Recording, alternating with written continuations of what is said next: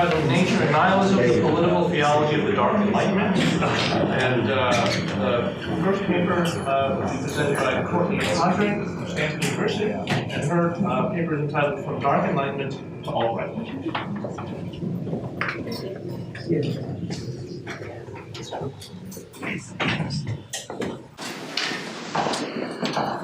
Good morning, everyone. Today I'm going to speak about the neo-reactionary political movement which emerged toward the end of the first decade of this century, and which philosopher Nick Land brought to increased prominence in early 2013 and renamed in popular discourse with his essay, The Dark Enlightenment.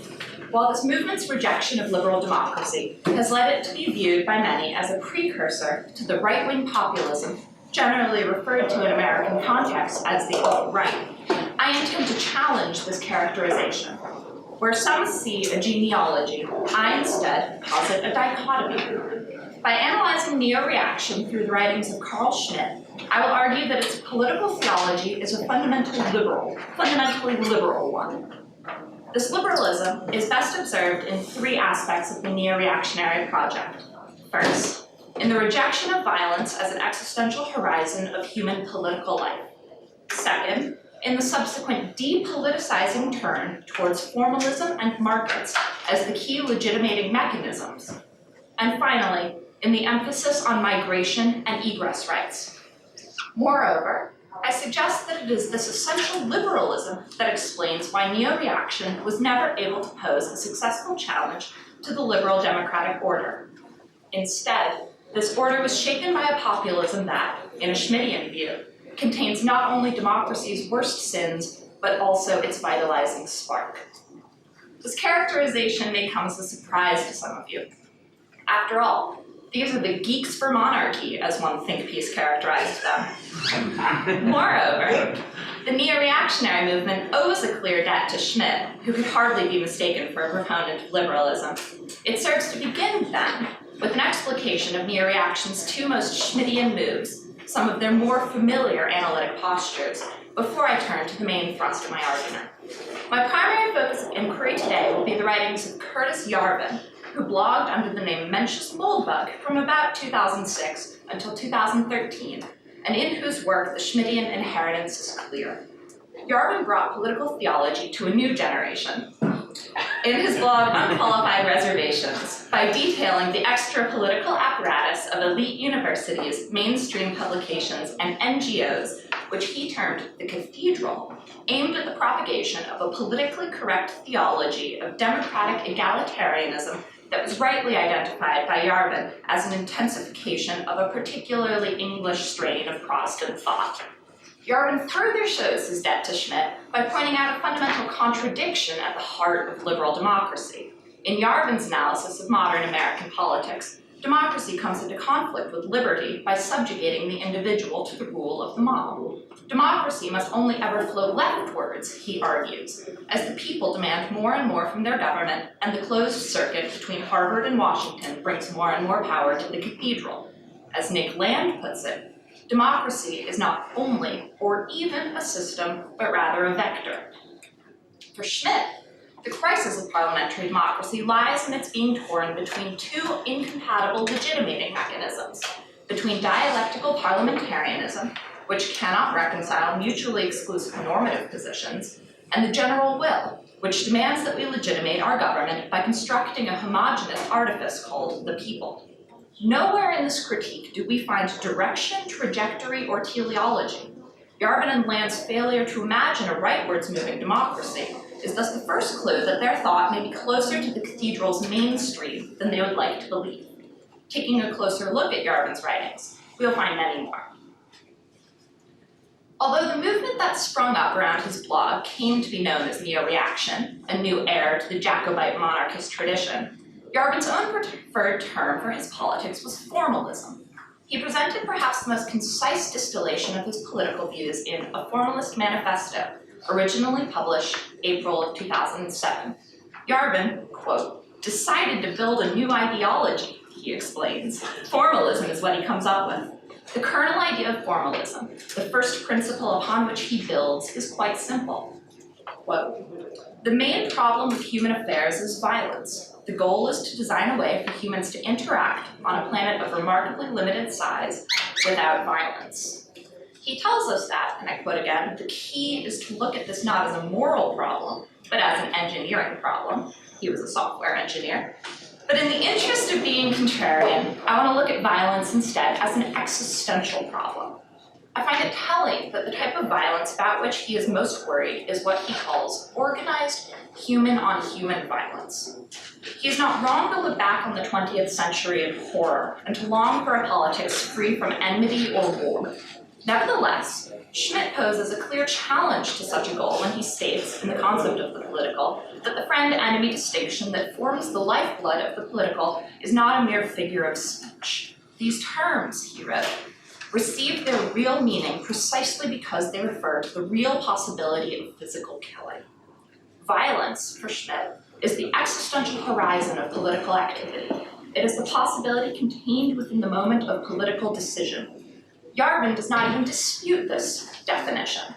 Politics and war are a continuum, he acknowledges, and the only way to avoid war is to eschew democracy and with it politics, or perhaps vice versa. Of course, Schmitt would have some choice words here. He would remind his would-be disciple that even those who retreat from the political cannot escape from it. Any people which attempted to do so would simply fall under the sway of whichever group was willing to protect them. It is surprising that, for all Yarvin's concern for sovereignty, for all his self-positioning as a prophet of forbidden truth, he fails to acknowledge this existential reality. At some point, Yarvin's belief in sovereignty and his desire to avoid political violence must necessarily come into conflict. Of course, despite his distaste for violence, we can hardly go about accusing Yarvin of pacifism. If anything, his concern is answering the question posed by the Weberian model of the state. It is deciding who has the monopoly on the legitimate use of violence. For Yarvin, the real is the economic. His formalist manifesto attempts to short-circuit the question of legitimacy. He does not care who should own a particular unit of territory, but only who already actually does. Formalism, then, is the granting of formalized contractual legitimacy to the existing structures of ownership of political, physical, and cultural capital alike. He puts it quite simply, and here I quote again. So this is the formalist manifesto, that the US is just a corporation. What he suggests we do with the United States, and perhaps with every nation state, is nothing short of corporate takeover. Reformalize the assets, liquidate if necessary, and then let the shareholders decide what to do with this economic venture. In his essay proposing the patchwork system, which I will discuss in greater detail in a moment, he suggests that patches of land could have any lifestyle or culture they wanted, so long as there was a market for that lifestyle. Moreover, they could in theory have any organizational structure they wanted, but they would inevitably fall against the joint stock corporations in their ruthless efficiency. As he explains, if there existed a more effective structure, if firms were more productive when managed not by a committee, but by an executive, or by the collective decisions of their customers or employees, by separate legislative and judiciary branches, etc., and here the analogy to democracy is clear, we would know. Someone would have found a way to construct a firm on this design, and it would have outcompeted the rest of the stodgy old world. I want to really dig into this turn towards the economic, because it is here that neo-reaction shows its affinities with libertarianism, or, as they still often call it, classical liberalism. Schmitt saw the claimed autonomy of economics as the most important of liberalism's depoliticizations, and he showed perhaps his most leftist streak in pointing out the ideology lurking behind the perceived neutrality of the economic sphere. He reminds us of the tendency of relationships of exchange to, quote, deteriorate into a system of the worst exploitation and repression. He even concludes the concept of the political by warning of the consequences of an economically justified imperialism. Let it suffice here to say that an economic turn is insufficient to avoid violence. Nevertheless, I believe it is Schmitt's intrinsic critique of liberalism that most speaks to the existential void at the center of neo-reaction.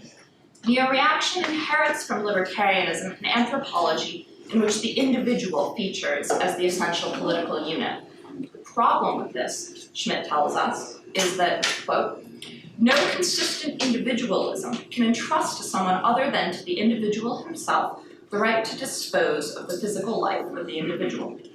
And what that means for Schmitt is that liberalism cannot legitimate a society capable of making claims upon its members, and thus cannot furnish a positive political platform.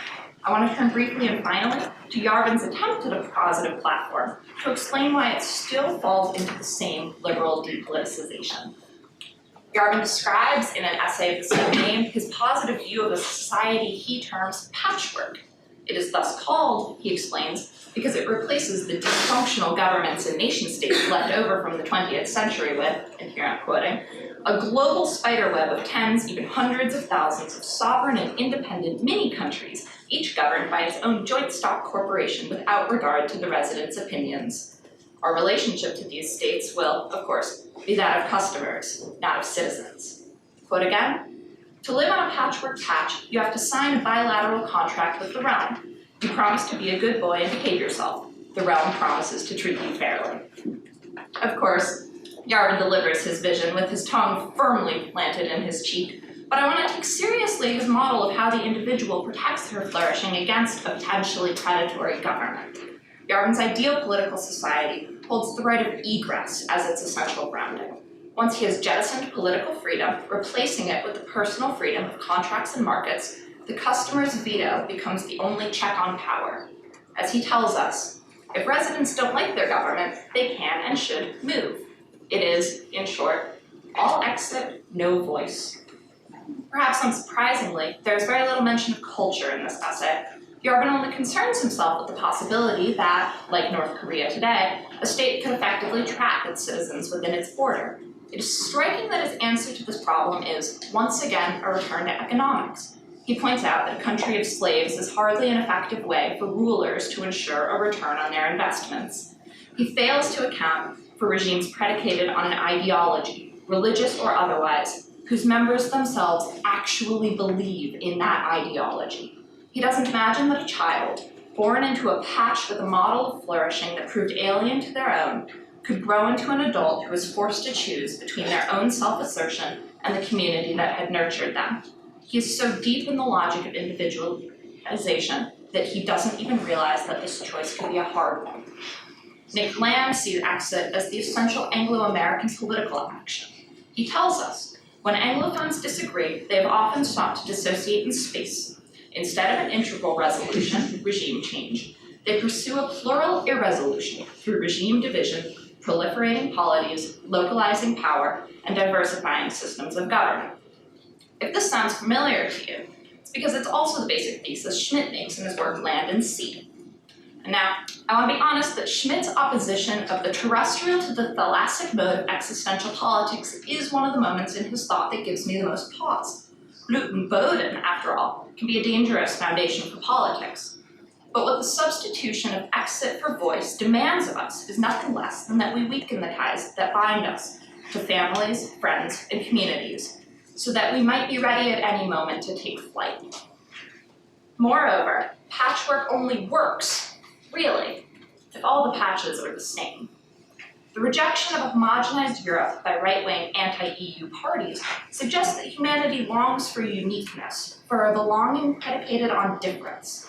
And if there's one thing that the current clamor to build a wall on the southern border of this country shows us, it's that terrestrial politics remains an appealing mode. In short, the neo-reactionaries attempted to solve the contradiction at the core of liberal democracy by jettisoning the latter term. In contrast, I understand the alt-right as embodying the worst of the sins that Schmitt and the neo-reactionaries alike attributed to democracy. Its pursuit of a homogenized body politic, its fierce identification of internal enemies, and even the descent into irrationalism. Schmitt warned us in the end of his Crisis of Parliamentary Democracy that in hopes of a revitalized parliamentarism, this parliamentarism cannot content itself with repeating the question, parliamentarism, what else? Neo-reaction, it is clear, has not provided a satisfactory answer. Thank you.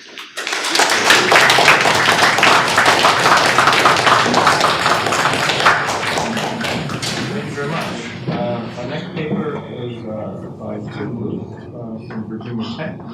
His paper is entitled Readings from the Book of Third Nature as Political Theology, The Dark Enlightenment. Okay, so Courtney covered some of the bits about Curtis Yarder, which I thought was very useful. So I'll sort of bounce around within the paper, trying to develop politics, and then maybe, if you will, a kind of, is there a political theology here?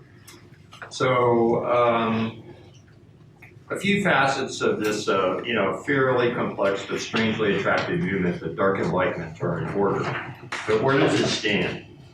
Because of its links to the alt-right and many of its supporters' ties to Silicon Valley-centered venture capitalists, cyber-like libertarians, corporate entrepreneurs, one should not ignore its political agendas or its ideological affectations. In many ways, this movement is maybe just the latest twist of the so-called ongoing California ideology that spun up in the 1990s, which at one time was thought to be bringing a cyber communism to the United States through the internet economy of freeware in the 1990s.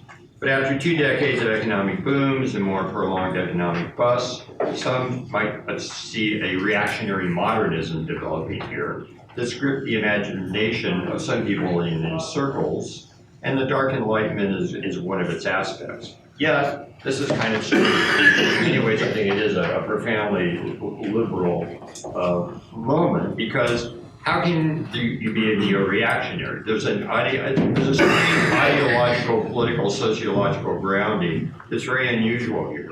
First, it develops in the United States, a country without an established church, a feudal aristocracy, or a once well-entrenched peasant economy. So how can you be a neo-reactionary when you have very little awareness of what a paleo-reactionary is? Within the high technology industries made profitable by heavy government investment and regulation, they claim to be radical libertarian anti-statists, presuming that their science, technology, and engineering degree, or just their, fantastic coding skills, made them rich by dint of all those all-nighters before the screen pounding down Red Bulls.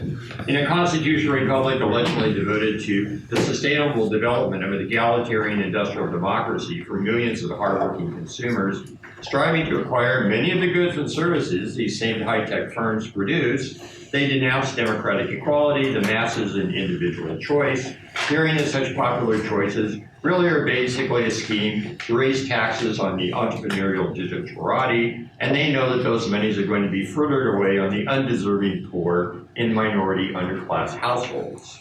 So, according to the hardcore neo-reactionaries, as Land would say, this kind of democracy is not merely doomed, it's doom itself. Predisposed in any case to perceive the politically awakened masses as a howling irrational mob that considers the dynamics of democratization as fundamentally degenerative, systematically consolidating and exacerbating private vices, resentments, and deficiencies until they reach a level of collective criminality and comprehensive social corruption. The Democratic politician and electorate are bound together by a circuit of reciprocal incitement, which each side drives the other to ever more shameless extremities of hooting, prancing, cannibalism, until the only alternative left is to be eaten. So, you can see there's a lot of excitement in the rhetoric here, but it kind of opposes the two choices made in the 18th century between, to say, what you might call the bright Enlightenment versus this one here in the dark Enlightenment. For Land, essentially what's going on is basically appetites. It accepts governments are made of people, and how do you control this? There isn't much attention paid to the fact that in the progressive Enlightenment in the United States, we have figures like James Madison, John Jay, Hamilton, Franklin, John Adams, who also shared this suspicion of democracy that they embedded in the architecture of the Constitution, wrote out in the pages of the Federalist Papers, and even explicated in the Bill of Rights. All of this is a little bit ignored by the neo-reactionaries, but in many ways it fits their liberal predisposition, so of course, why not ignore it? What's kind of interesting in many ways is the choices between autocracy and democracy, which I think are sort of centered in the cyber sagas of, if you will, the neo-reaction or NRX. Many of these folks, ironically, see themselves not unlike the electro-existentialists and cyber warriors of the Matrix film trilogy. They're Neo in a world. The screenshot world views, of course, of this are kind of a raw epistemic elitism. They're the special few choosing the red pill in its wonderland over the blue pill of clueless unawareness.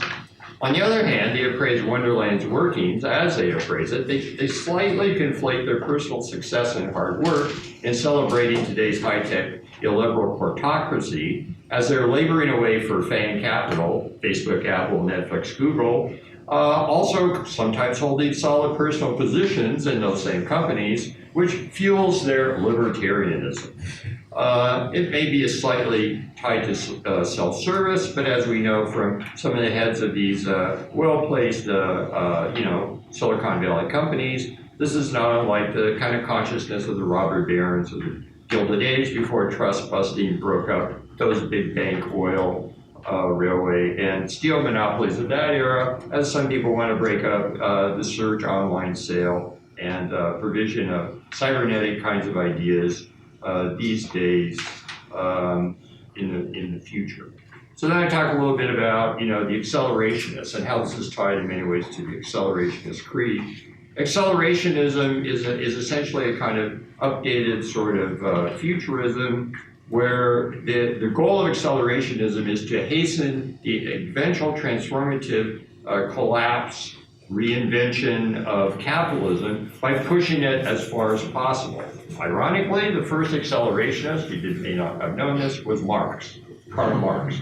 Acceleration is a political heresy, the insistence that the only radical political response to capitalism is not protest, to disrupt or critique or await its demise in the hands of its own contradictions, but to accelerate its uprooting, alienating, decoding, and abstracted tendencies.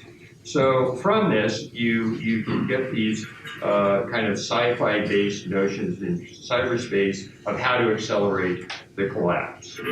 Here I start talking about some of the key philosophers of the Dark Enlightenment, which are a curious combination of individuals. Yarvin's the best well known. And I kind of draw some connections between their Alain Vital with another one-time Bay Area thinker about advanced capitalism, Ted Kaczynski, another visionary who took his fight against industrial society and its future to direct towards primitivism.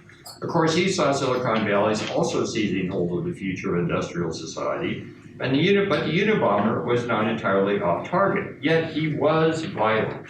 So instead of having Unabombers, what we tend to have now are very peaceful Unibloggers. It's more about throwing information bombs at the modern world system, and you can read those or Land or Nullus Maximus or Social Matter, but they're proud to take on this name of neo-reaction for themselves. And it's a little bit of rhetorical grandstanding, a little bit of liberalism, but ultimately it's kind of this weird mix of anarchism, anti-humanism, authoritarianism, this kitsch culture of corporate futurism, sci-fi sagas, and libertarian economics, all of which is fascinating to read. It continues to generate at a rapid rate of speed. And I'm reading a lot about it, but in many ways I think you captured very well. It's very liberal. It's extremely caught up with the American political imaginary.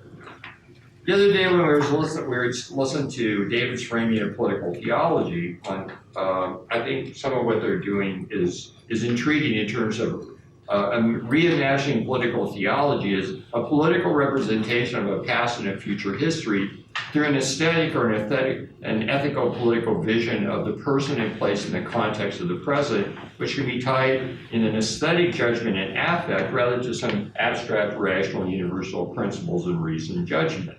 So whether it's Wonderland, topping the cathedral, acceleration of sagas, or other sci-fi, cli-fi, goth-fi fables, these representations anchor a kind of political theology which goes beyond the materiality of the terrestrial, as one might see in the book of First Nature received from the cosmos, from God, or the ancient aliens, as some ancient alien theorists believe, who got here before us, or of territoriality of the modern world system constructed by capitalism and sovereignty to what we might call telemetricality, or that of cyberspace, of a third nature. It's virtual, it's hyperreal. And caught up within the spatiality is a connection to materiality through the electromechanical mediation of the internet, as well as a representationality in which amorphously fuses acts of intellect and will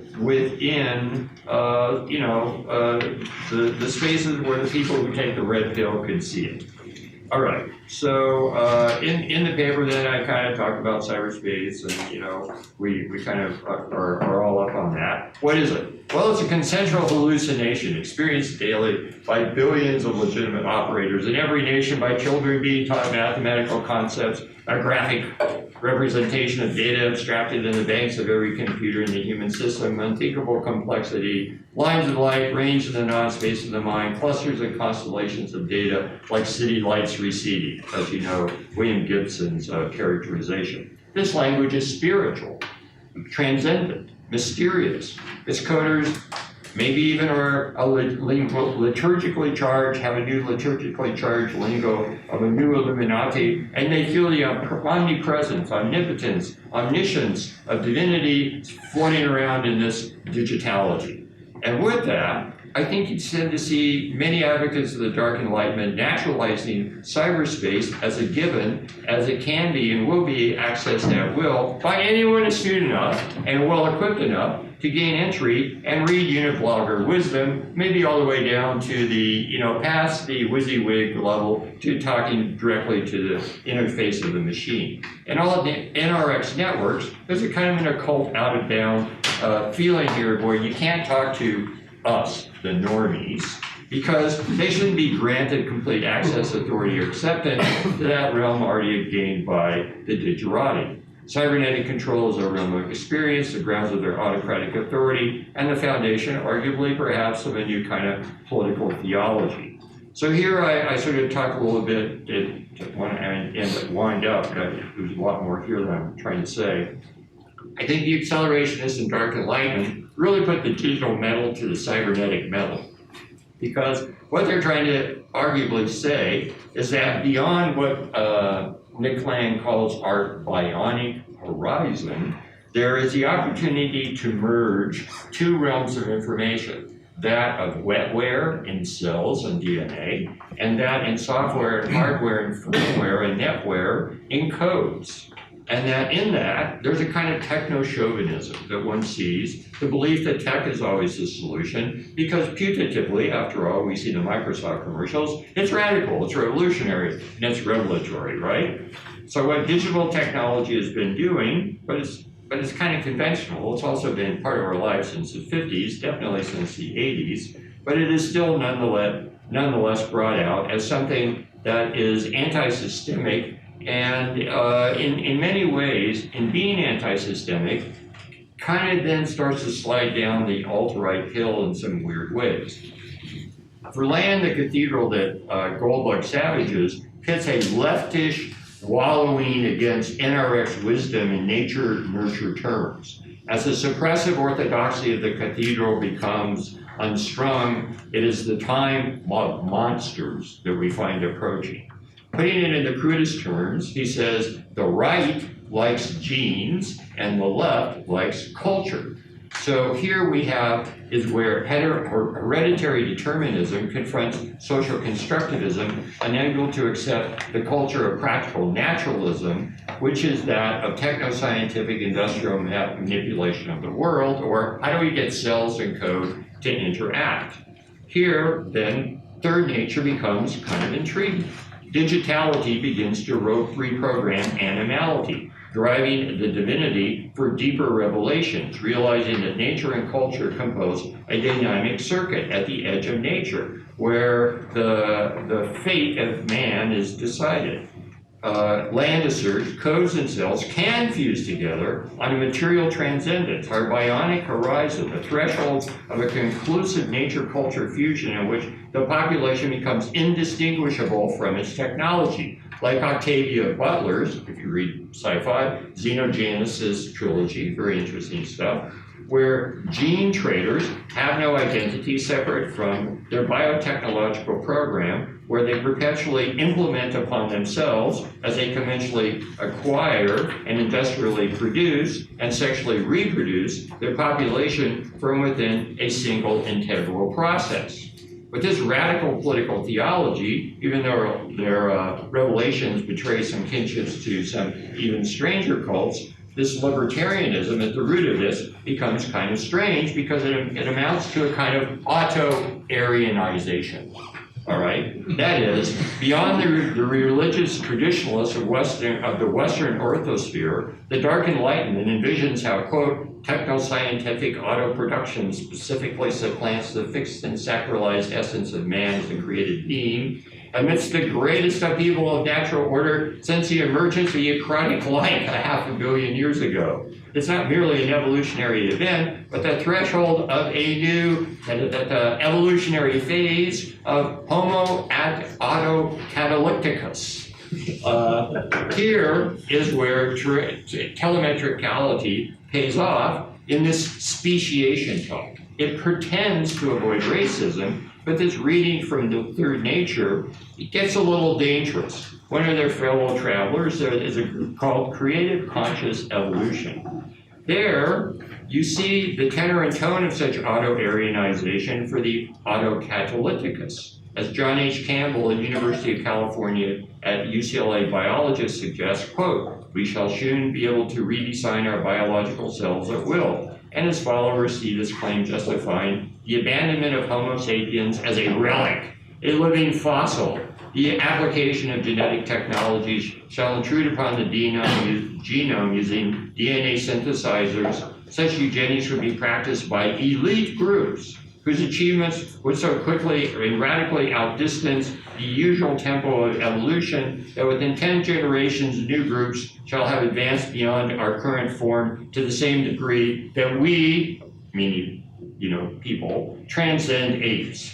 These CRISPR-coated beings will coexist with Homo sapiens, but like the latter, they will be Neanderthals. Before them, maybe they'll be seen as Zelizianthal people or something like that. Men and women where the autocatalyptici will be these technoplastic beings who are susceptible to precise, scientifically informed transformations that arise from humanity's subsumption of its own technosphere in which they will embed in their being itself.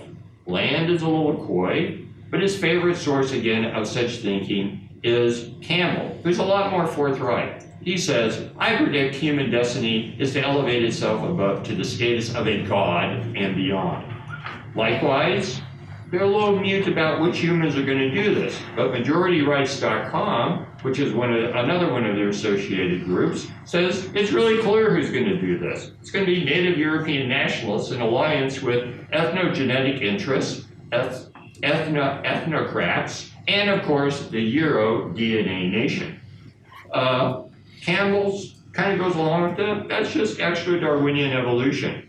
Of course it's going to be elitist. Of course it's going to be self-referential. And it's going to be a generative process because it's going to be private human evolution. In other words, it's going to take a lot of cash. So the Dark Enlightenment's leanings toward this kind of techno-theosophy, if you will, on the one hand, they're very high-tech, but on the other hand, they're sort of high-minded insurrection intent upon burning down more than just the cathedral.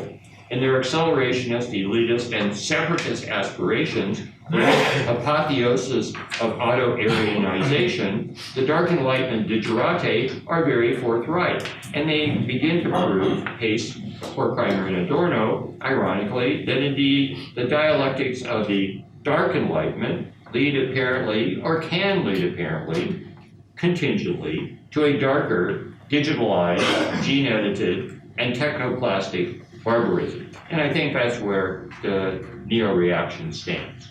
Thank you.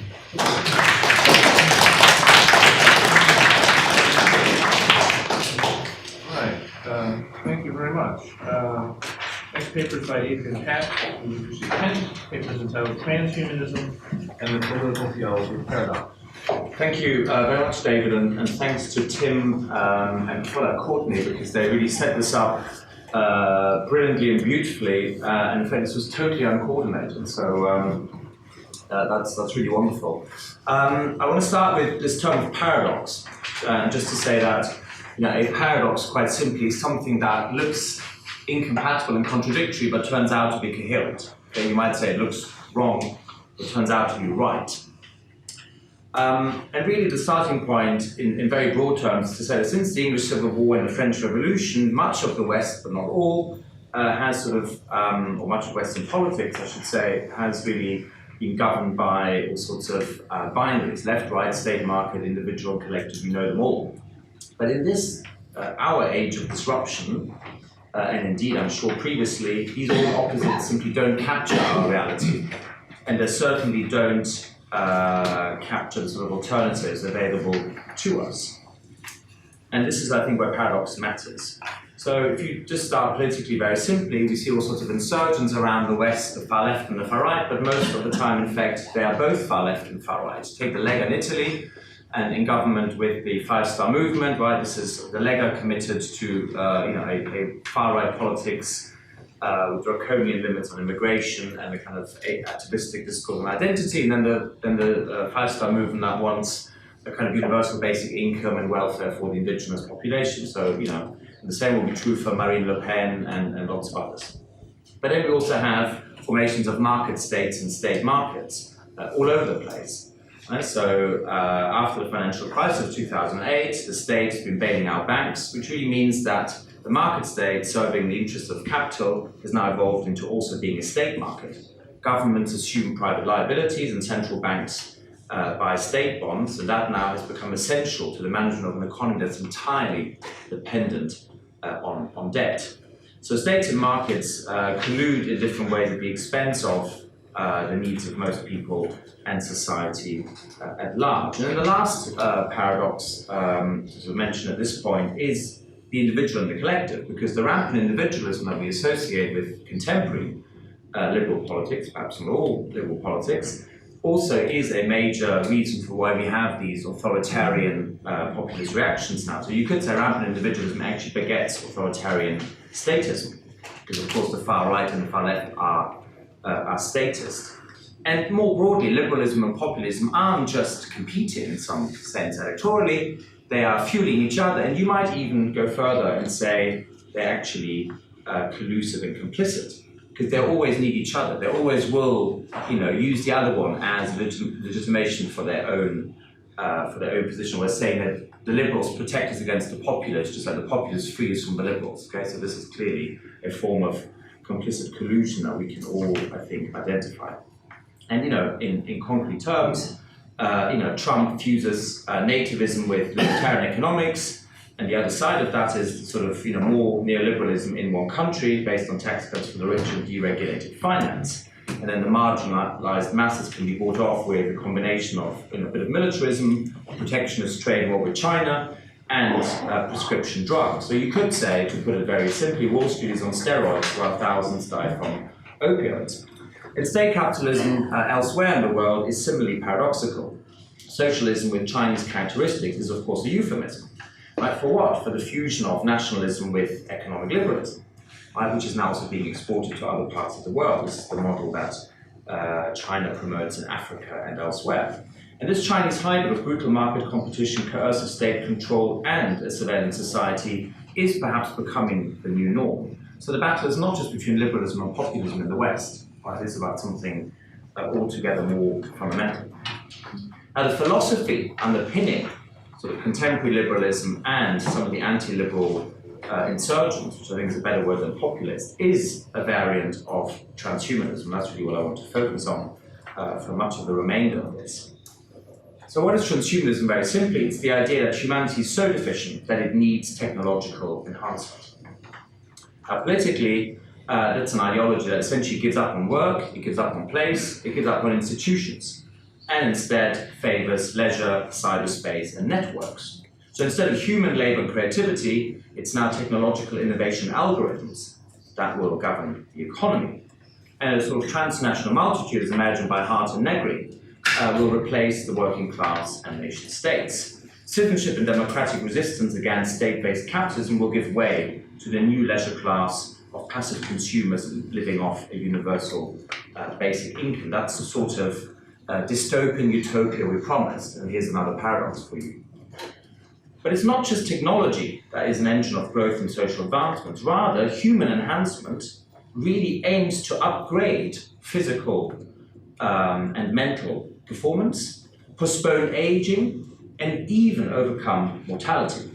And this is where you can see how this utopia is deeply dystopian. It threatens to abolish the humanist commitment to equal value and dignity of all human beings, whatever their physical attributes, whatever their intelligence, whatever nature has made them to be, or culture has also made them to be. So now we have genetic manipulation, the fusion of humans with machines, and artificial intelligence, all raising the prospect of different categories of human beings and of a post-humanist species. This really is a revival of eugenics.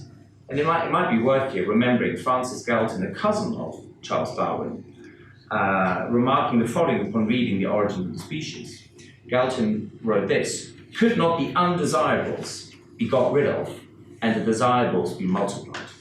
This is the sort of thinking I think we're seeing now under you guys. And the philosophy underpinning it is transhumanism, and more specifically accelerationism. This idea that both nature and humanity should be superseded by a new Promethean spirit. That is the language the accelerationists use. They want to bring about a new Promethean spirit.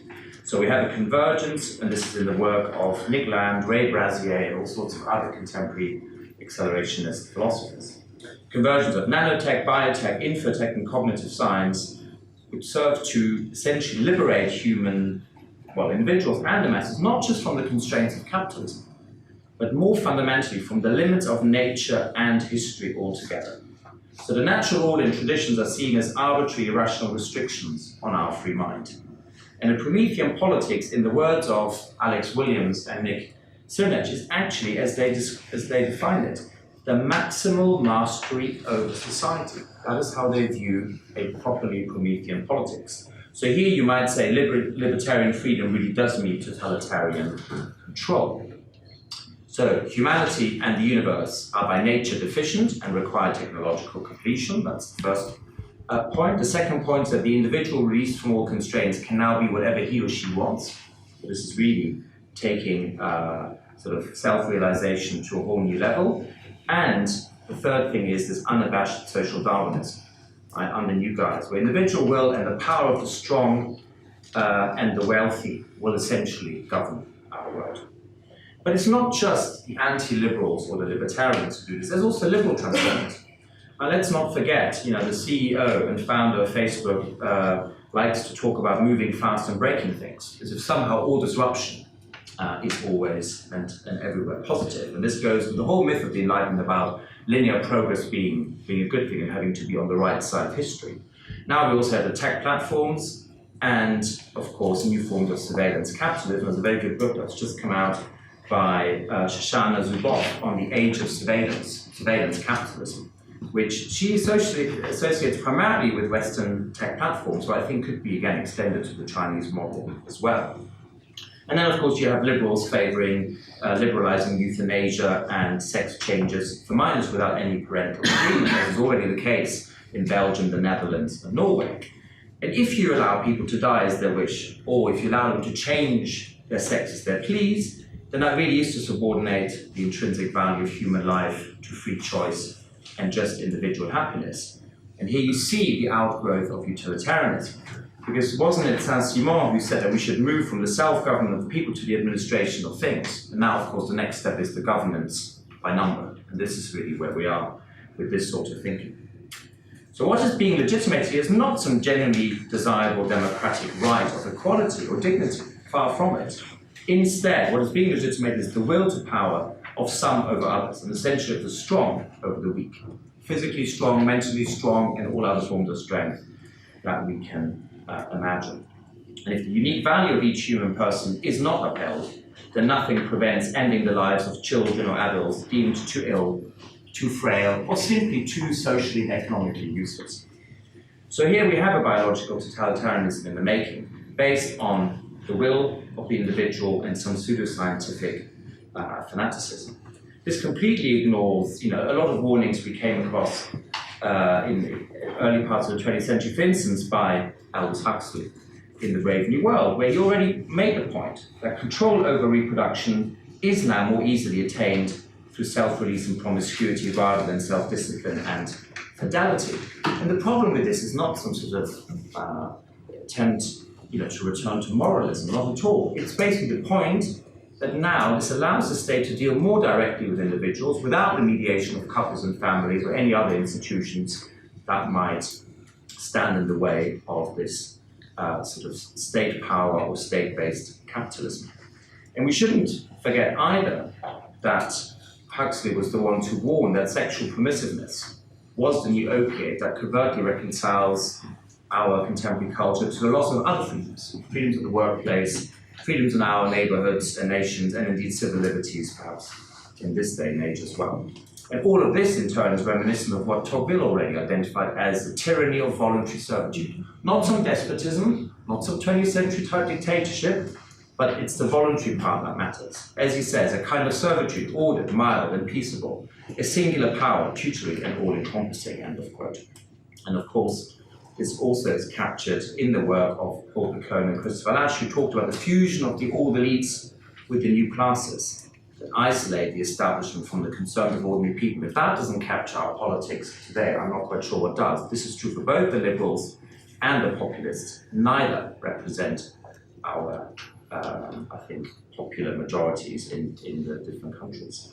And then finally, I come to perhaps the more explicitly theological dimensions of this and of paradox. So if, as I've tried to suggest, rampant individualism essentially begets a sort of authoritarian statism that we're now seeing, then we can also say that both of them are not the sort of paradox that we would defend theologically, because what's common to both is a denial of the paradoxically reciprocal hierarchies that you find in many different social orders across cultures and civilizations. A sort of paradoxical combinations of the intellectual and the manual, of the aristocratic or the monarchic with the popular, and indeed of high culture with folk culture. What you have with the other combinations, the sort of liberalism and populism I've spoken about, is precisely a denial of these, always in favor of something middle ground, always in favor of some sort of mediocrity, then sort of reinforced by social Darwinism. So this pattern of vertical reciprocity, the intellectual, the manual, the aristocratic, the popular, the high culture, and the folk culture, is what the purely horizontal axis of ultraliberalism and anti-liberalism excludes. These two collapse the hierarchical and mediatory axis of political culture into a just horizontal flat space, the false binaries of left and right, the state and market, and individual and collective, as I've said. And of course, this is exactly what the transhumanists want. They want a plane of singular immanence. Right? They want this completely flattened space where there are no relationships, no institutions that mediate, just essentially a direct access of the individual to this technology that somehow completes our humanity. So this then, of course, excludes all the paradoxes that are necessary for proper human flourishing, right? A paradoxical combination of the spiritual and the material, transcendence and immanence, divine and human. And so we're left with something which is a new form of voluntary totalitarianism, to which, of course, the alternative is simply to remember that you need paradox. You need, for instance, the paradox of fraternity saving equality and freedom, because you cannot have proper freedom and equality without a sense of lived solidarity, because ultimately what binds us together is what makes us free and what makes society more just. Thank you very much.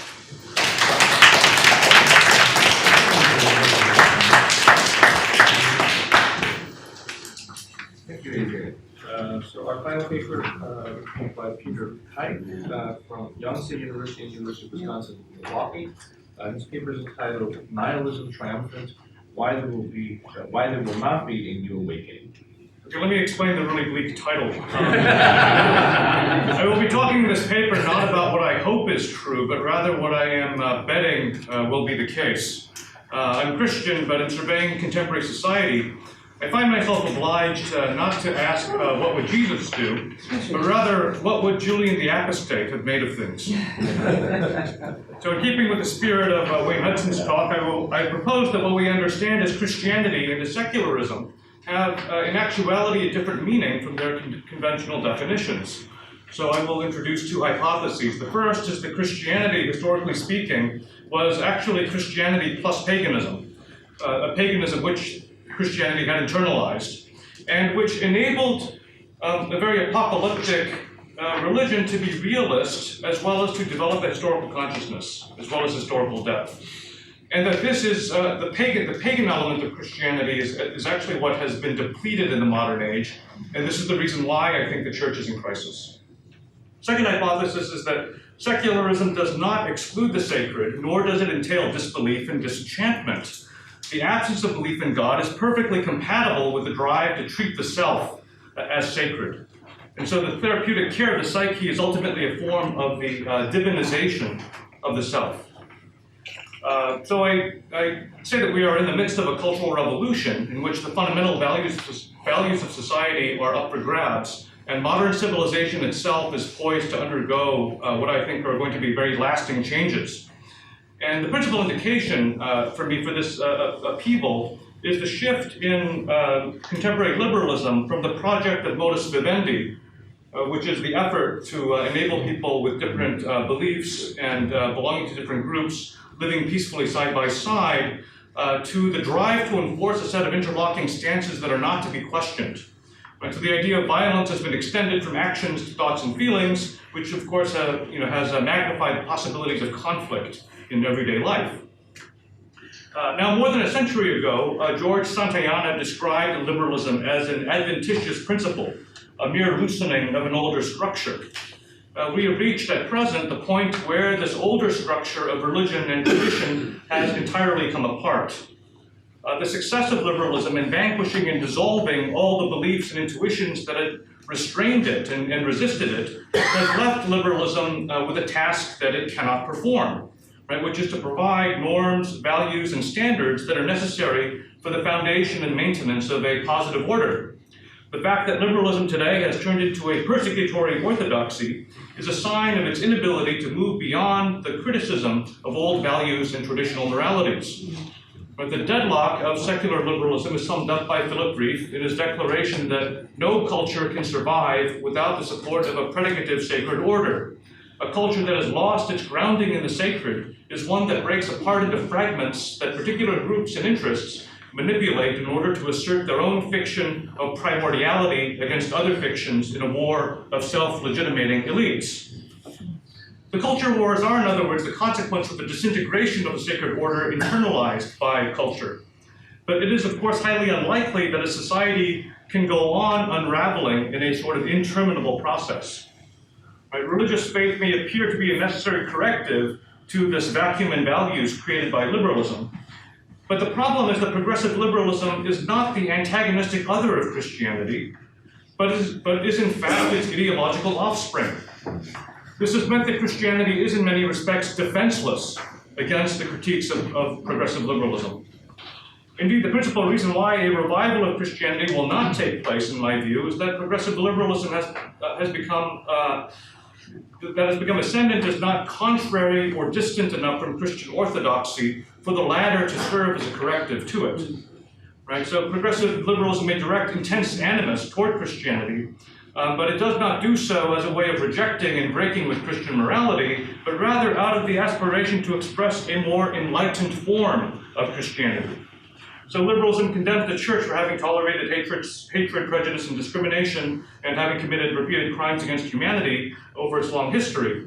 Of course, these kinds of moralistic attacks are nothing new since the time of Voltaire, but they have a kind of efficacy today that they didn't have earlier in European history.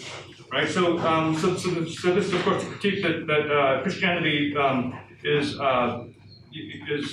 totalitarian or authoritarian because it hasn't lived up to its billing as the religion of love.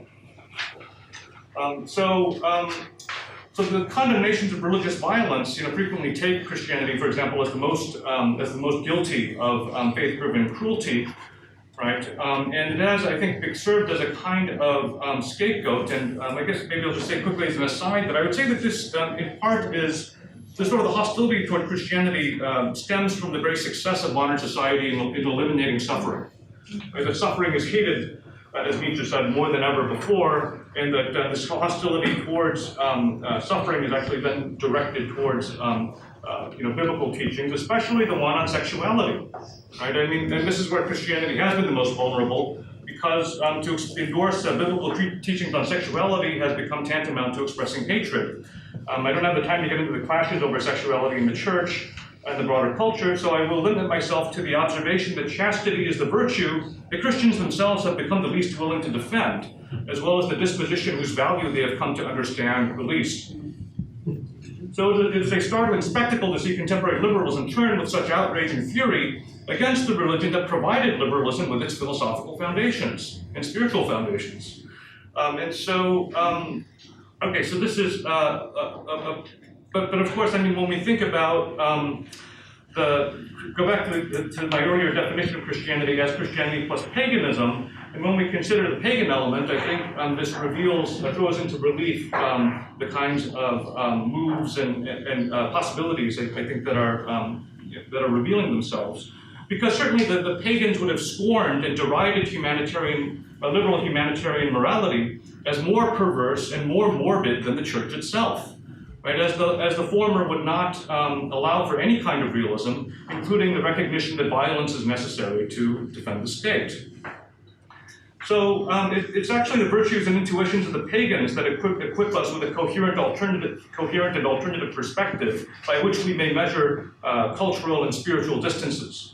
Right? The church as an institution, of course, came about through its engagement and acceptance of many of the beliefs of the pagan world, not least Greek philosophy and Roman law. And it's through its engagement with paganism that the church gained for itself space for action in the world. Right? And so what is truly other than to progressive liberalism is paganism, right? From which it stands at an even greater distance. And so the liberal critique of Christianity, in a sense, refuses to accept as excessively dark the insights into human nature shared by the Christians and the pagans alike. Right? That human beings are in need of authority and laws to restrain their cruel and destructive tendencies. However, the effort to root out any restraints and limitations on individual behavior in liberalism does not represent a return to the pagan world. Pagan faith, in the words of Grief, teaches no moralities, nor does it teach immoralities. Instead, progressive liberalism represents a step further in the pathways opened up by the Christian religion. Right? And in this case, what eliminates the idea of sin or turns it into an institutional issue that can actually then be abolished by human efforts. Moreover, the waning of paganism within Christianity would have had to unfold within the church in order for progressive liberalism to become culturally ascendant in the first place. And this would explain the hesitancy and confusion with which Christians confront humanitarian morality that indicts them in terms that would otherwise be reserved for fascists. Right? So in that sense, I mean, Christians do take the critique very seriously, and I would say that this is actually kind of an Achilles heel, right? Because it stems from a lack of awareness of one's own evil. Right? I'm thinking of the rebuke given to Alden Pyle in The Quiet American by the narrator, the British narrator, which is that I wish you sometimes had a few bad motives. You might understand a little more about human beings. So the grand and possibly fatal tragedy of modern Christianity is to have lost its sense of evil. Right? It has deteriorated into what Nietzsche has called an exhausted opiate Christianity that has lost its dreadfulness and is no longer capable of inspiring the searching, struggling, daring, wanting to stand alone, or for Pascalism, that brooding self-contempt, that belief in human unworthiness. Right? It has become a religion that is too blended with the very culture that seeks to eradicate it, and is undermined by the paralyzing spirit of the times, in which we are driven to be endlessly self-critical while being cut off from any possibility of self-correction. Nevertheless, progressive liberalism can only be an interregnum, a carnival that is unthinkable without the massive rise in financial debt and the prodigious squandering of social capital that has sustained it. And so even many secular individualists find it unbearable to live without direction provided by norms, standards, and prohibitions. Right? The constant strain of living without a clear direction in which to orient one's efforts and strivings has led to high rates of mental illness, especially among the elites. Right? So there's an interesting passage from Baudrillard's Ecstasy of Communication that in many ways foresees the predicament created by social media, which is that we are suffering from a forced extroversion of all interiority, right? So that which creates a new kind of schizophrenia through imminent promiscuity and the perpetual interconnection of all information and communication networks, right? So we suffer from an over proximity of things. Right, in which we feel that there are no boundaries that we can set up to protect us from, from the culture that makes us free. Right? Now, even if liberals see the good of such things as moral consensus, social cohesion, and self-discipline, they do not wish to return to the beliefs and traditions that made them possible for earlier generations. They want restraints and prohibitions, just not the ones with which they are familiar. The main reason for rejecting traditional prohibitions is the fact that they forbid one from divinizing the self.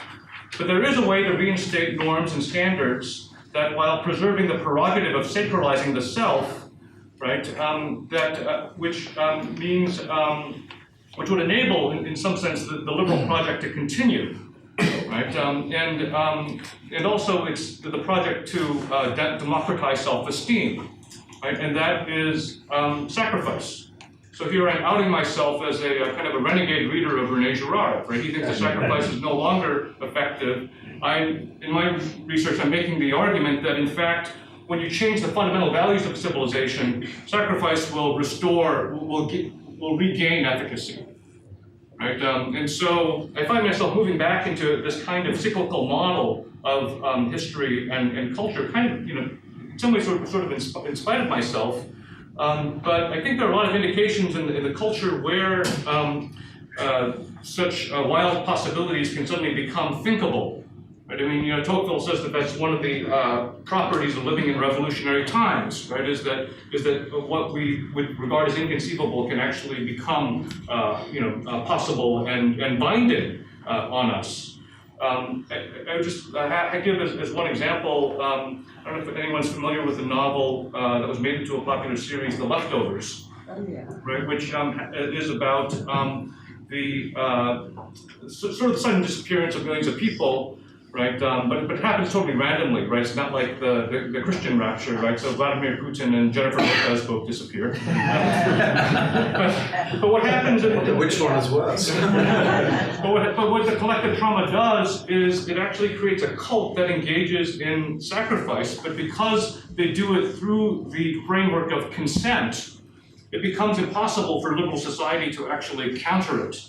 Right? It doesn't have the means to prevent the practice of a ritual that in some sense takes place, below, sort of the radar of its very of a rationalistic account of human freedom.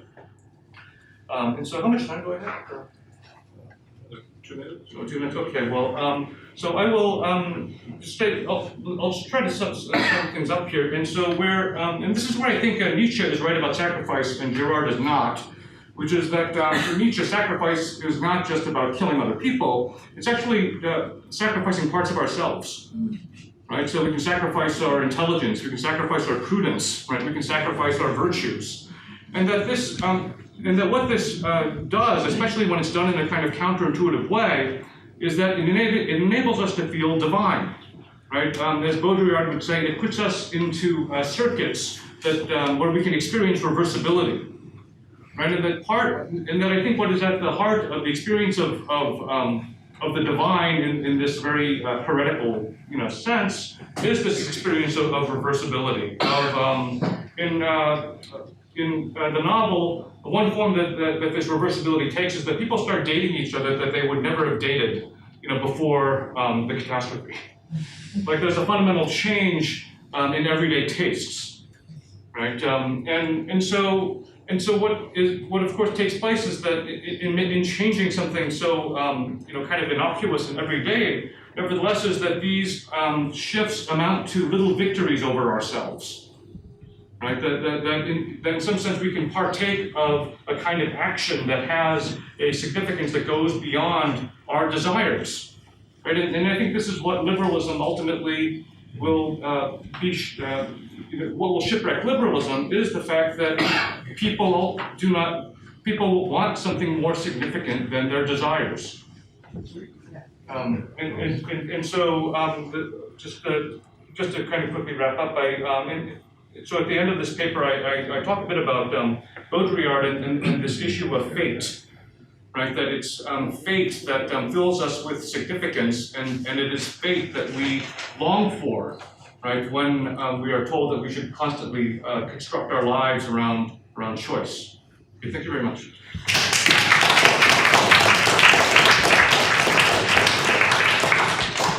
All right, well, thank you very much for a very rich panel. Type of question? Just one point that I picked up from Adrian, who was talking about cycles, and cycles came in the last.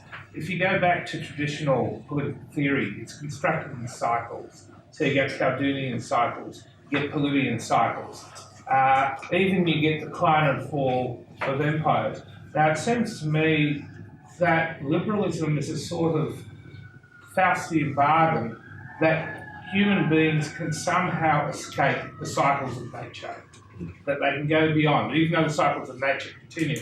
So you get a bit of this, I think, in Mill with the innovative living, that you can somehow build and build and build.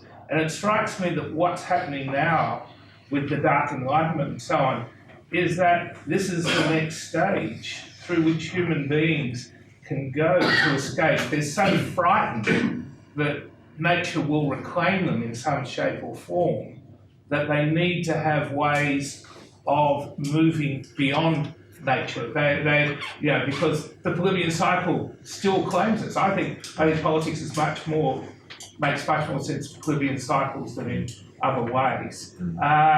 And they've also, something else which goes with this Dark Enlightenment so forth, is this constant fear, for example, we're going to be hit by an asteroid, or the volcano is going to knock us out. There's a constant sense that what we've built is fragile.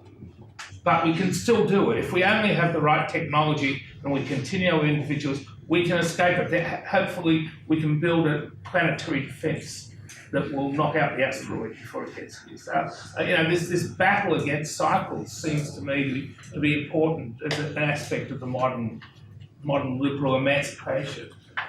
Well, I think that's fascinating, Greg, and I think very perceptive.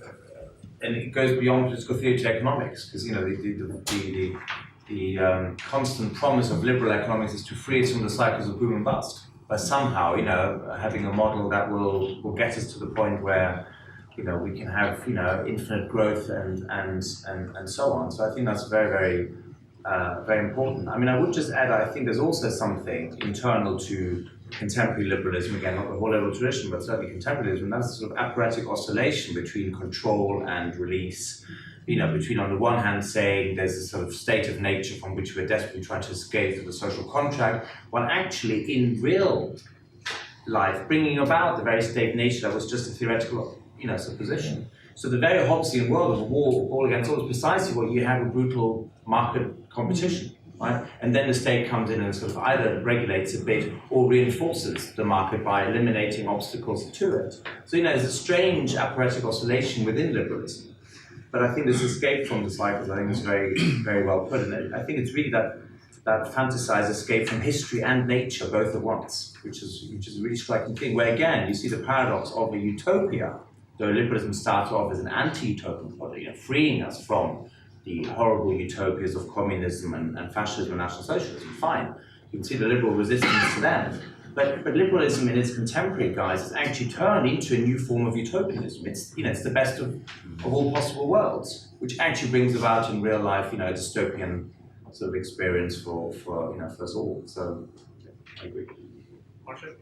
Yeah, I had a comment for Adrian and kind of humorous comment, but question for Peter. First, I want to say, Adrian, I like your paper a great deal, and there's much more about this in a, here comes the plug, chapter that Adrian has written for an edited volume based on a conference that Telos supported a number of years ago. So if you want, that will be out in the fall. So you can hear more on Adrian on this topic.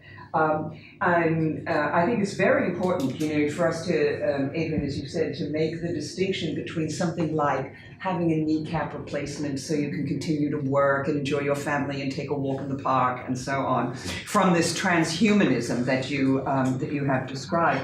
The only thing that, the thing that I would add, perhaps or just comment on, is that this will be expressed and sold, so to speak, transhumanism, differently in different cultures, right? There's going to be a situated contingency to the way this is going to be expressed in Chile or Hungary or Poland or the UK. So for example, as you just said when you remarked that the state can withdraw from the market, since in the United States, the far right or various terms of populisms advertise themselves as non-statist, right? The government recedes, small governmentism, reduced taxes. Transhumanism will get sold, so to speak, as an aspect of the private healthcare market. Yeah, so we should be sensitive to the different ways in which these things are expressed and then soaked up by the receptors of the culture. That was just to add comment. Peter, so to not what would Jesus do, and I ask myself, what would Amos and Jeremiah do? That's my question. And my question, since Christianity, as you said, has provided much of liberalism with its concepts, my response was, yeah, but not necessarily. In other words, Christianity doesn't have to go to liberalism or neoliberalism.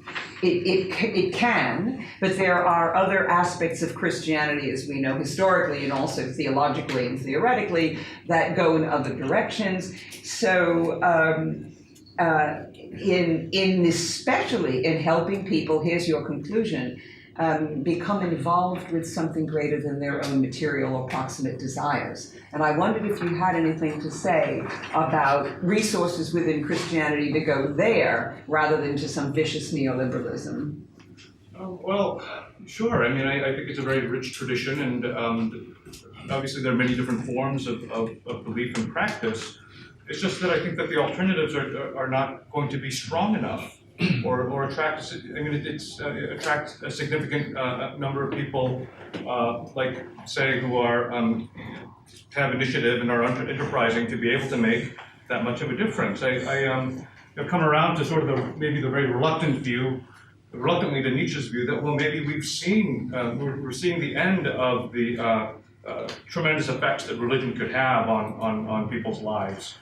And our technology really, makes it superfluous, right? I mean, we can.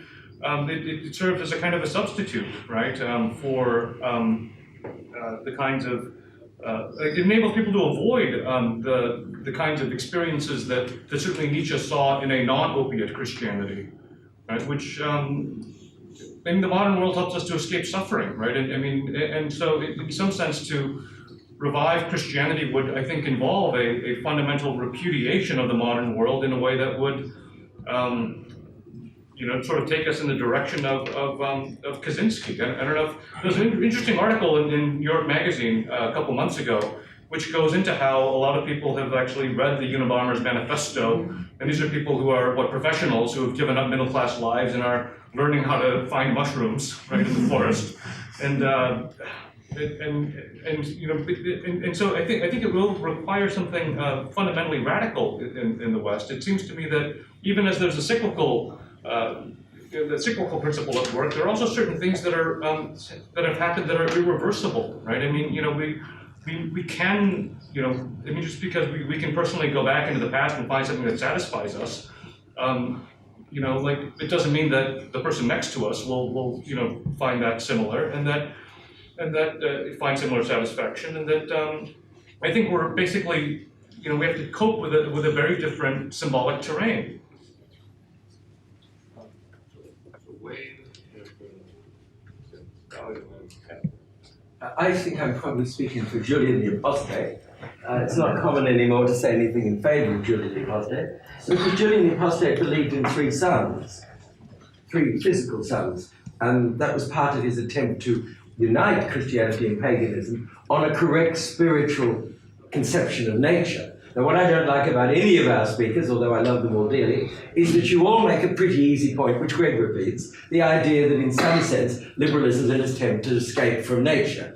Well, it's true, but it's not only the beginning. The problem with everything you say is that you don't have a philosophy of nature, not one of you, and you certainly don't have a spiritual philosophy of nature. Julian the Apostate did, and if Christianity provides a new philosophy of nature grounded in the current sciences but totally transcending them for the reasons that Peter signals, well then we'll get rid of liberalism in the bad sense, certainly we will. It's monstrous nonsense, but we'll keep the spiritual content of liberalism, which comes, as everybody says, out of the Christian stream. And the point is, you do have to start in the philosophy of nature and have a spiritual philosophy of nature. If you have an 18th century mechanical philosophy of nature, that way lies disaster. If you agree with Hobbes, that way lies disaster. But just as a final thing, although I'm myself always attacking liberalism, I don't like the anti-liberalism in our conference because you don't define it either. And you muddle up Hobbes, who isn't a liberal, with modus vivendi, which is an extremely important conception in Pufendorf, and is certainly not irrelevant to any country in the world now, because it's a way of reconciling conflict. And you take the junk French conceptions of liberalism. But all clever people don't buy French conceptions of liberalism, and all clever people do buy modus vivendi, including President Xi and Putin. So let's clear away this drivel about liberalism and define it, notice the differences, and defend the good ones. And then let's come back to theology, but theology has to be about the spiritual nature of the reality we're in. And that is what theos means. Let me just go ahead and move on to more questions. Yes. Yes. So I'm wondering from the first 3 speakers about the social forces that they believe are giving rise to the Dark Enlightenment. I suspect that there is similar to the social forces that Marcia mentioned, the end of American empire, the end of white dominance, white hegemony, and particularly this. I think it's further than a fear of the cyclical nature of history and politics and nature, and really rather more the fear of the end of power, right? But I'm wondering your thoughts specifically about that. Okay. So I want to address this to Peter, although I think Adrian and Tim might also have some thoughts about it. Is the effort around the divination of the self, and presumably of the body. We now have transgenderism, which seeks to reconfigure understandings of gender in the body. And is that kind of an aspiration of divinization where, regardless of what presumably God gave you or what nature gave you, you're going to do it yourself and aspire to your own divinity and do your own re-engineering? So maybe Courtney and Tim respond. So I want to respond to all 3 briefly. To Wayne, I think the turn towards an environmentalist left. I don't think the Green New Deal is just an excuse to smuggle in free healthcare and free college education. I think it's actually a recognition that the world we are living on is in crisis in an unprecedented way, and that we need to rethink our political relationship to nature. And I think in some ways it's actually time to see nature perhaps as actively hostile rather than as something that we can control, but therefore as requiring solidarity among humanity. To Valerie, I think you're absolutely right that there's a fear of loss of power.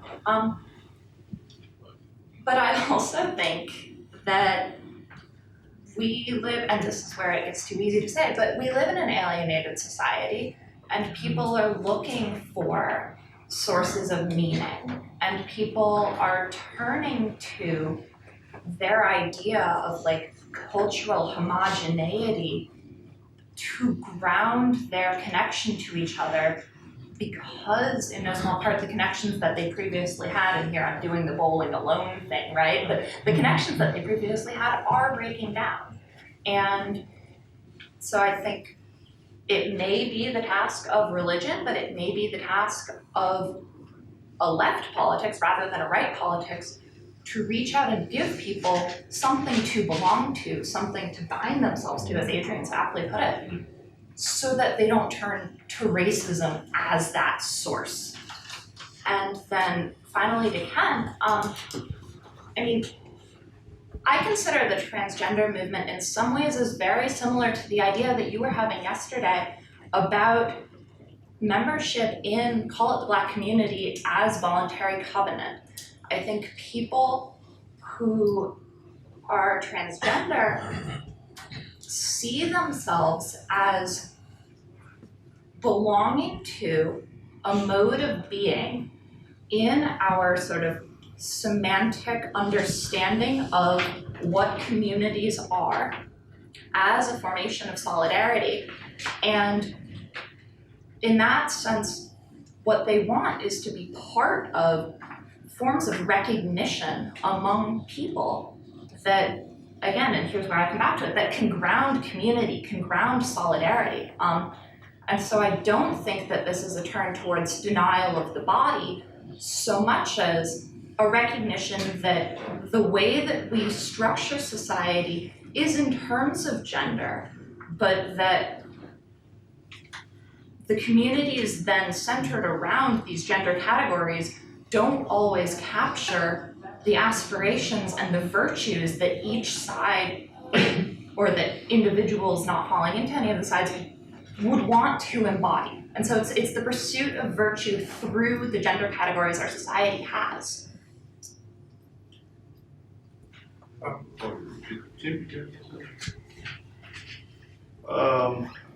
Well, more than something. All right.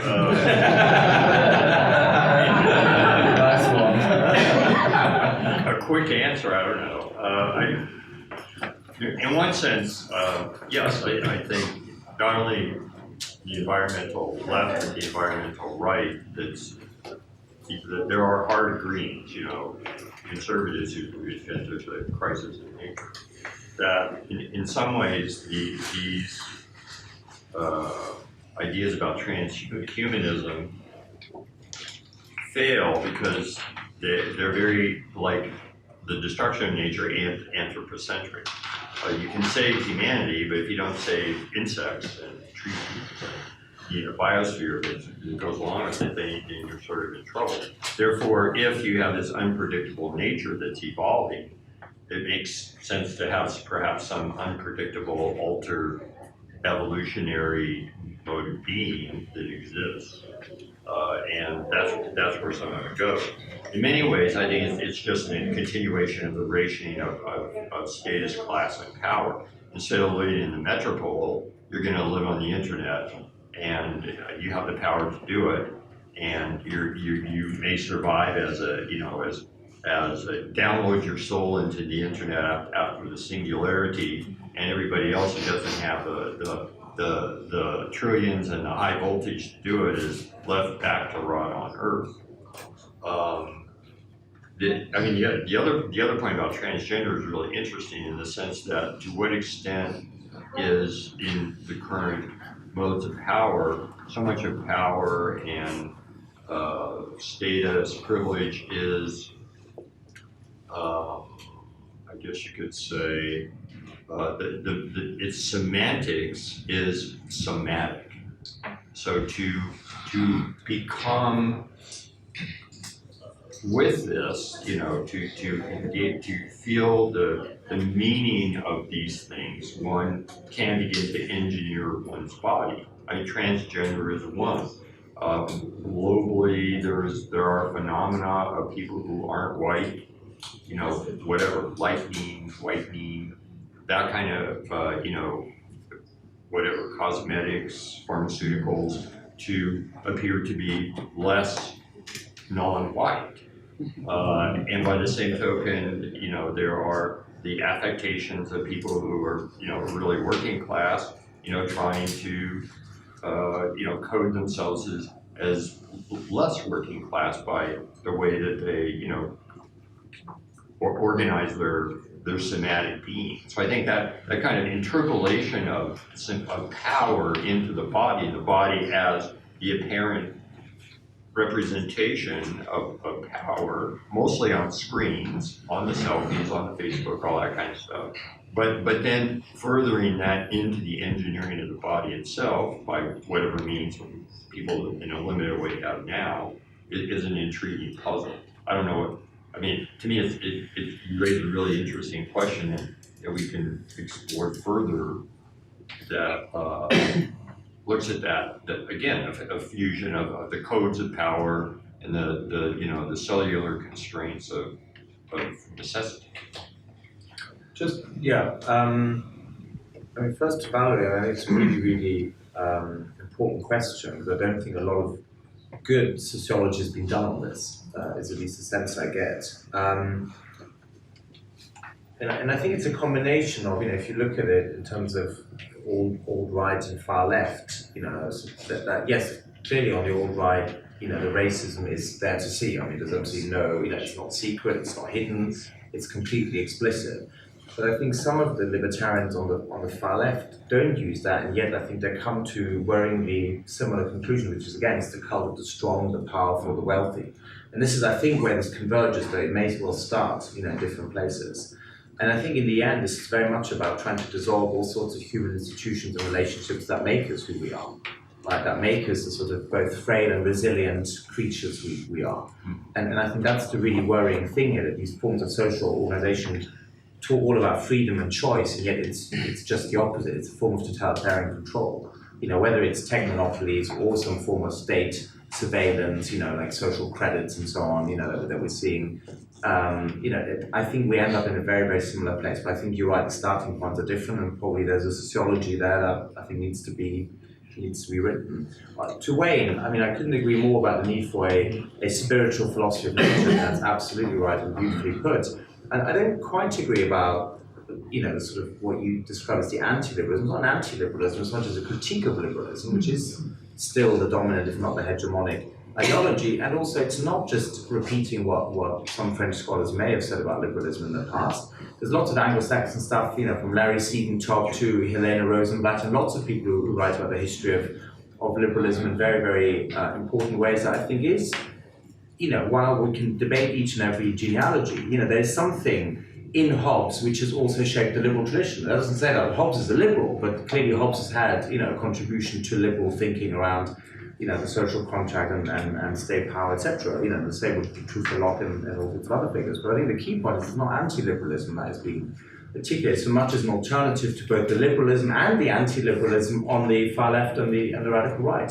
So I don't think it's anti-liberalism we're arguing for, certainly not myself, and I think I can speak in this particular case on behalf of my colleagues on the panel, or indeed in other panels as well. And finally, it is very much saying that, yes, liberalism in many ways is the outgrowth of Christianity, but I don't think we can just say that liberalism, in some sense, there's the good and the bad bit. That's always, dangerous, I think, dualism. Much rather is that liberalism turns a sense of sacred into something profane, and at the same time sacralizes what is profane. And so I think liberalism is generally a heresy, and in that sense there is no good part of it. But what there is in liberalism that is good is not liberal, it's precisely something else, it's hybrid. It's a little bit conservative, like in Burke and Tocqueville, it's Christian. But to say that someone has a good and bad liberalism, I would want to resist that. I think it's a heresy, and I think what's much better is to have a liberal, to have a Christian politics that is also defending the principles of liberality, which liberalism never invented. In fact, it inherited it, but I think it turned into heresy. Peter, and then I guess regarding the transgender movement, I would say that there are a couple of issues that I would bring up. First is that I think there's a lot about gender dysphoria that we're still learning about. Right, and there is quite a bit of debate, I think, among transgender people themselves about whether surgical interventions are good or not. Right, but at the same time, if you look at the way that this issue is played out in the media, it's been very difficult for, say, people who had surgery and then regret it to put their, add their voices to the debate. Right, so I think there's been kind of a pressure put on sort of the views of people who want to sort of question it, and so it's also played out in such a way that I think that the connection between transgender and transhumanism has actually been heightened as a result, right? So that if one group of people for certain biological reasons are permitted to change and modify their bodies, how's that to stop the, that in some sense that strengthens the case of the very wealthy, right, to, to use like all kinds of procedures to improve, their physical condition. So I wish that this debate could proceed in a kind of a more, sort of a rational and calm way, but that just does not seem possible, right, in the current society. All right, if you can get the last word. Just first, my apologies for coming this late. And Peter, my question to you springs from sort of a concern of the analysis that excludes such extraordinary swaths of humanity. What would you do with the 600 million Pentecostals in Africa and the diaspora? They're actually in the process now of reconstructing civil society.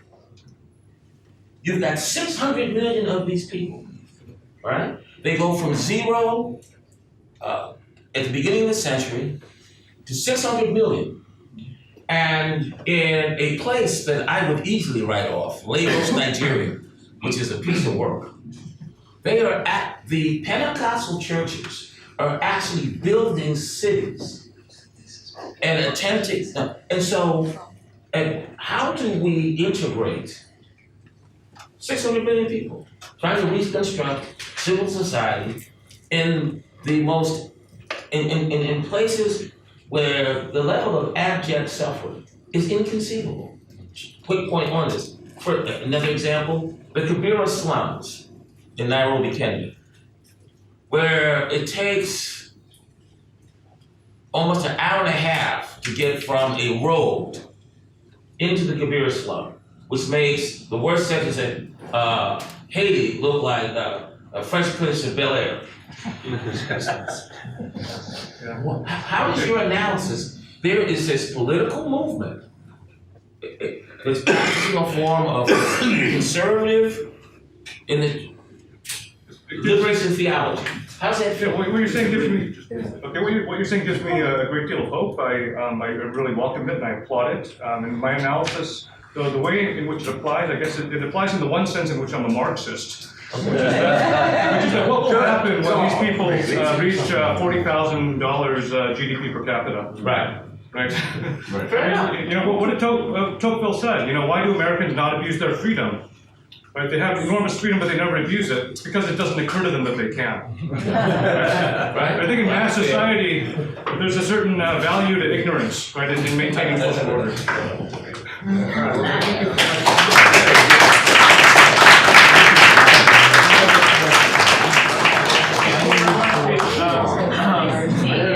I'd just like to thank Adrian for organizing the conference. He did a fantastic job.